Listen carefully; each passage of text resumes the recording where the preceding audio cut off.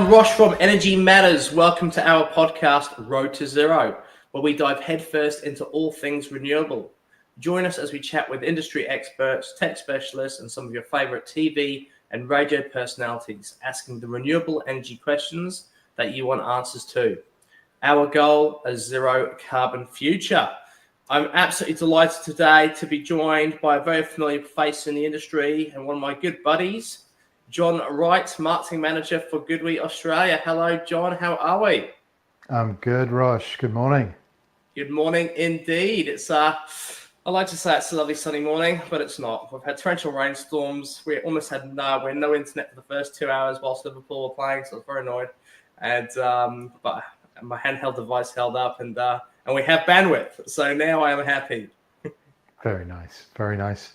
Well, I'm currently baking under endless Melbourne sun, wishing for rain, and yeah, as you can tell, I'm a pond, so I'm not cut out for this. I'm really not.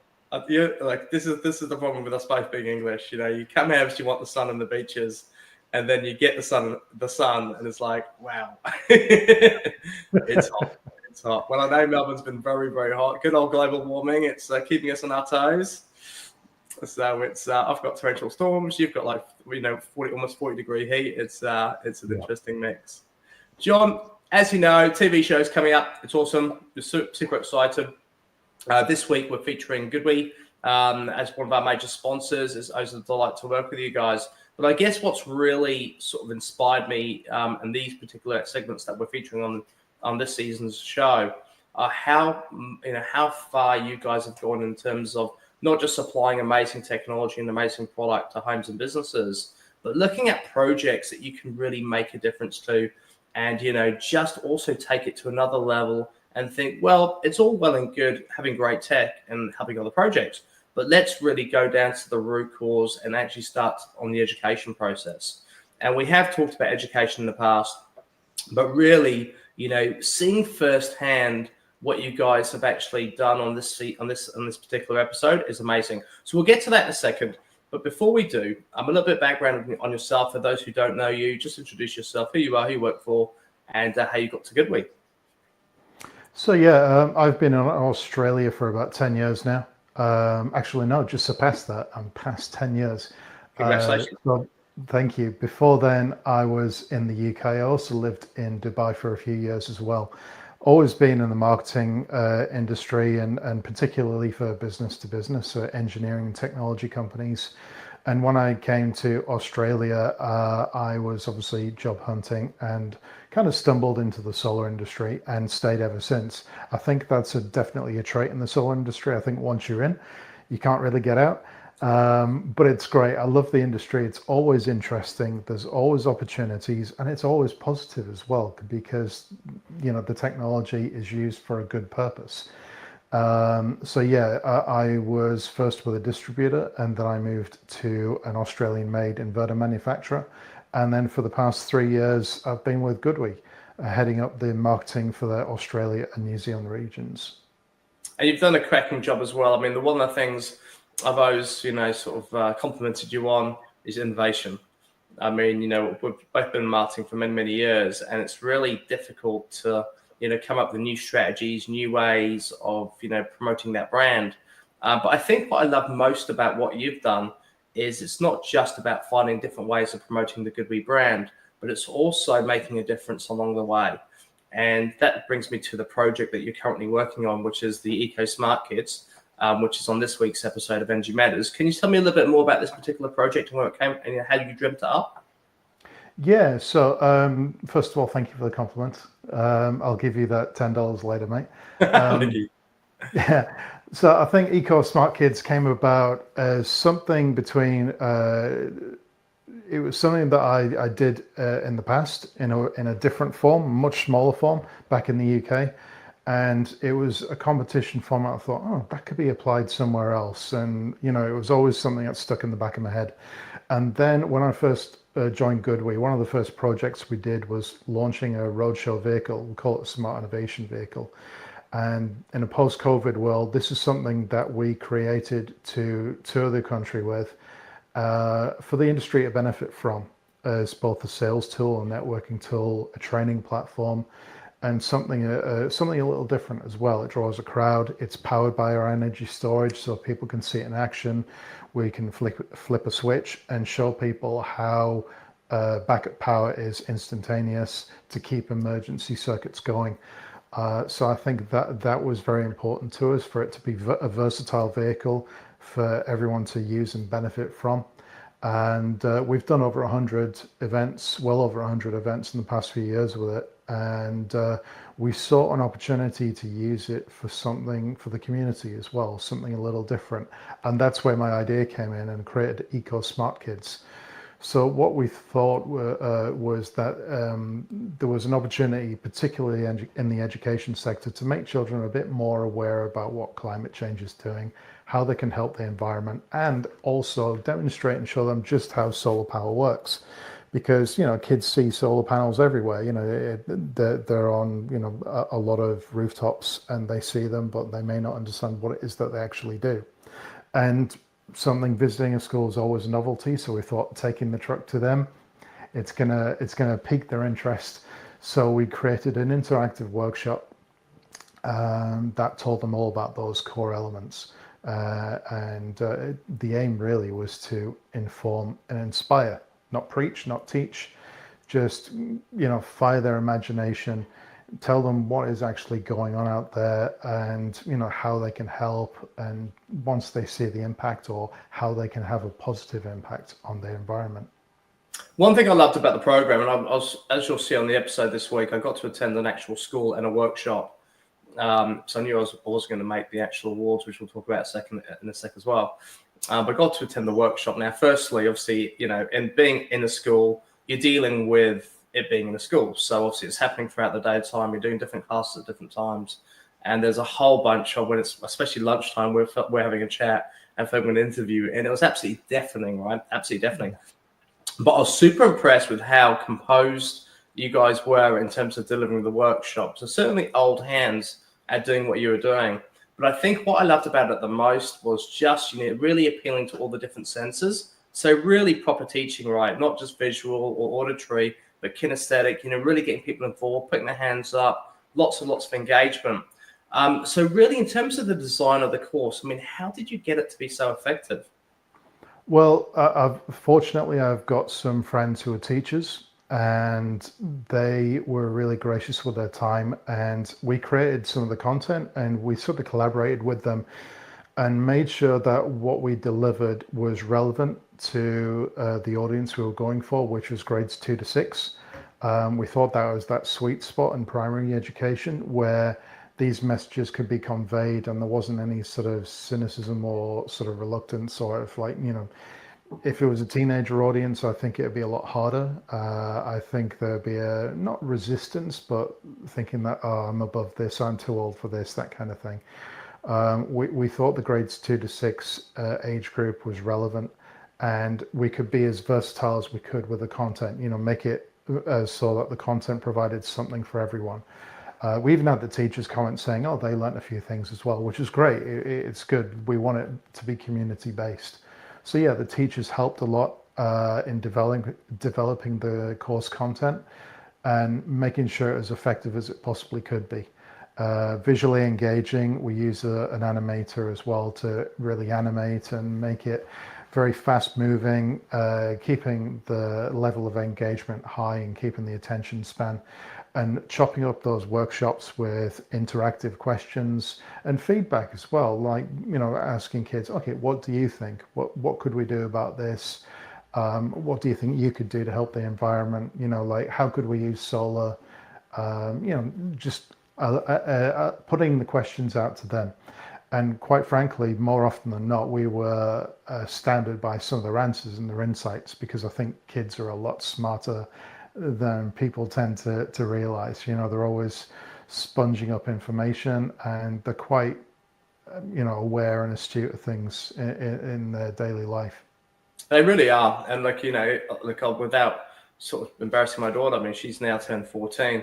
And despite my role in the fact that I've worked in energy now for 25 years and renewables for 15 years, like her level of knowledge was so low. I was so surprised. So really, as a result of your EcoSmart Kids, and you know this already, but Coco obviously, studied your course and got her head across it to understand more and more about renewable energy technology, climate change, and global warming.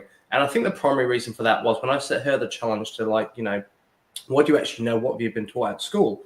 For all the way through primary into the early stages of high school, there was little to no education, and maybe there was, and she just went straight over her head, but she didn't retain really much at all. Only what she knew from what I do for a living and watching different TV shows that I'm talking about, which are more technology orientated, to be fair, until now.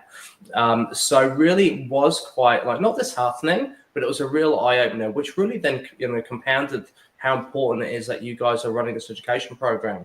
I mean, my only hope is when people see this on TV and actually pay attention to it, different schools will actually then start to ask themselves the question as to, well, what can we add to the syllabus to actually start to educate the kids, and potentially, GoodWe could form a massive part of that on a national level. Which kind of takes me to another question. I mean, how do you actually pick the schools? I mean, how was that process managed, and how do you get the school engagement?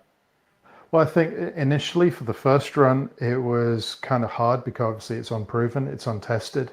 And again, thankfully, I had one or two teacher friends, so we're able to get into one school, which was great. And then from there, it was just identifying and trying to get to the right people.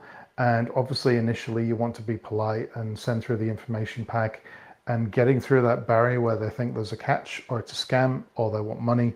That was and still is the hardest part, when we tried to tell them, no, this is completely free, there is no catch, we're not doing this for an ulterior motive, this is a tool that we have and we've developed purely for the kids' benefit and enjoyment.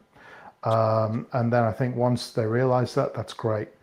We have a lot of schools that we've worked with that are very active with sustainability. And on the flip side, which is also not that we wanted to challenge, but we thought, no, we'd love to try schools that haven't really looked into sustainability, especially ones in regions where they're close to coal-fired plants. So, the communities there are very sort of, they're skewed to one way of thinking about things. And we found that particularly challenging.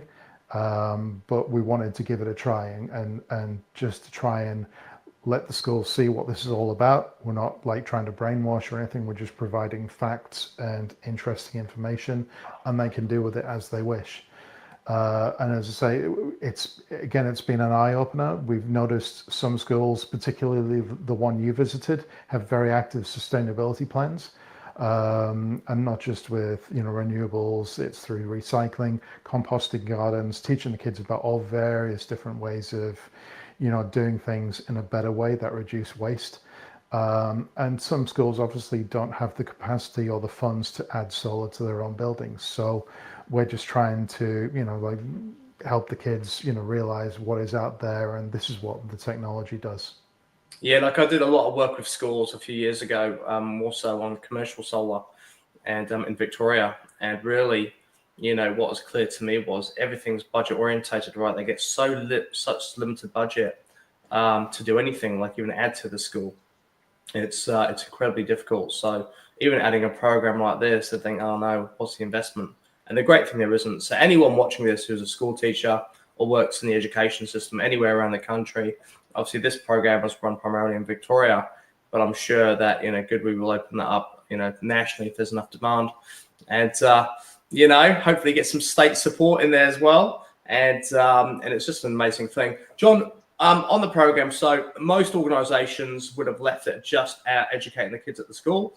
They'd gone there, delivered the workshop and said, great, we've done our bit, we've got our brand out there, the kids will go home, tell the parents all about it. We're going to sell a few more inverters and batteries and EV chargers. But you guys did not leave it there. You then challenged the kids to come up, taking the knowledge they'd learned, come up with their own innovation, their own projects, be it poems, songs, massive models, in some cases, working models, art. It was absolutely incredible. Can you talk to me a little bit more about the submissions that the kids designed and came up with? Yeah, so again, we didn't want to leave the program just at a school visit. We wanted the kids to act upon it, do things, and whether they did it in their own time. Some schools actually made it part of their curriculum. No kids were going to do this in class, which was fantastic. So we challenged them with a competition for each grade to come up with something that promoted a positive environmental message or something that they learnt from the workshops. And like I say, the submissions were pretty breathtaking. Even from the younger ages, we had digital entries, presentations, videos. One kid came up with a hydroponics model that was solar powered. One kid came up with a zero carbon footprint coffee manufacturing facility and business model. This is just mind blowing stuff. These kids are in primary school and they're coming up with these concepts. Songs, baking. Again, we didn't want to limit it and we didn't want to treat it as a talent contest. We just purely wanted imagination and creativity and ideas. And that's what we got. And it was great to see because you could see like the parents were proud as well. You could see like, oh, go on, you could do this, I'll help you film it, that kind of thing. It was just really rewarding to see. And then we had a panel of judges review all the entries. I think I'm looking at one right now. Yes. Proud to have Energy Matters as one of the partners, along with the Forever Eve project as well. That was extremely important to us because it's a real world example of how all these different things come together. And I think the kids latched onto that because the Barrier Reef obviously is very, very visual.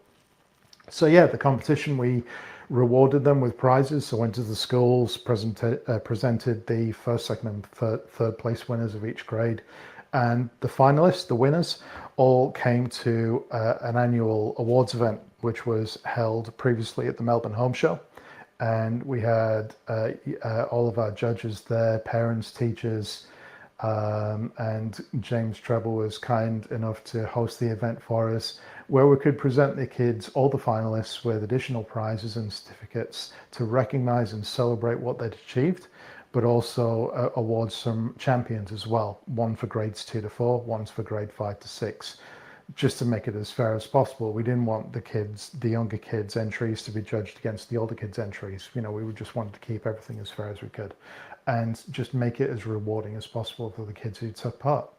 So yeah, we've been doing that for the past 2 years. Last year we doubled in scale, which was a lot of work. I think the school you visited, we were there for 2 days, and yeah, my voice was non-existent by the end of it. But it was just great because you see what the schools do with it and how they utilize it. So they make it part of their school assemblies, so other teachers and other kids can see and parents can see what's been going on. They made it part of parents' open evenings, so it invites the wider community to come and see what the kids have been up to. School newsletters, whatever it may be, it's just fantastic. And as I say, it's there for everyone to benefit from. We're not limiting it in any way. We don't necessarily have to be there. It can be delivered digitally because it's low carbon footprint and there is no cost involved. So on that note, so what's the natural evolution for this program?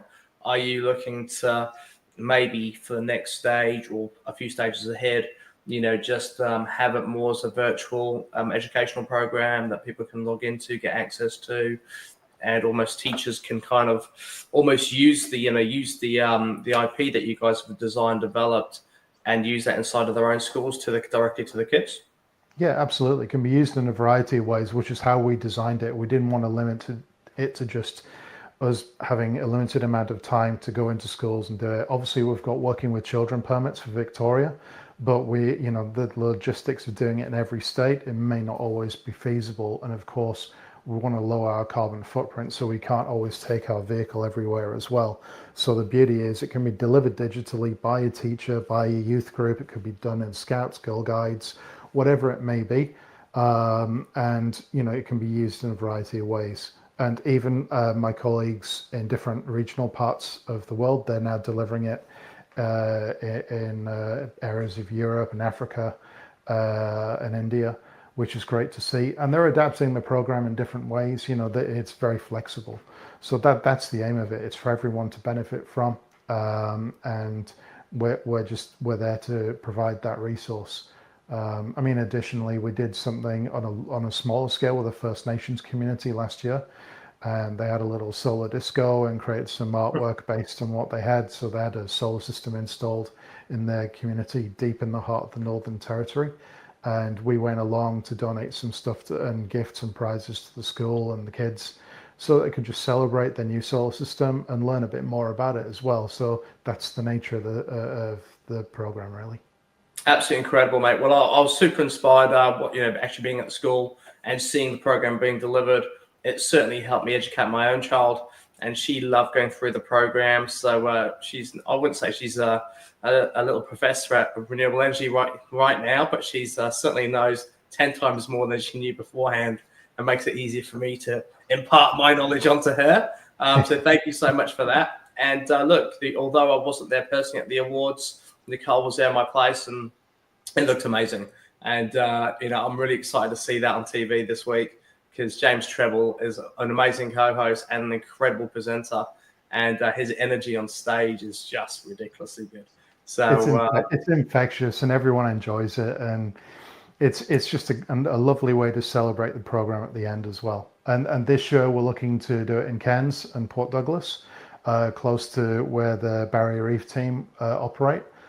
So we're really looking forward to taking it further afield as well and letting more kids participate.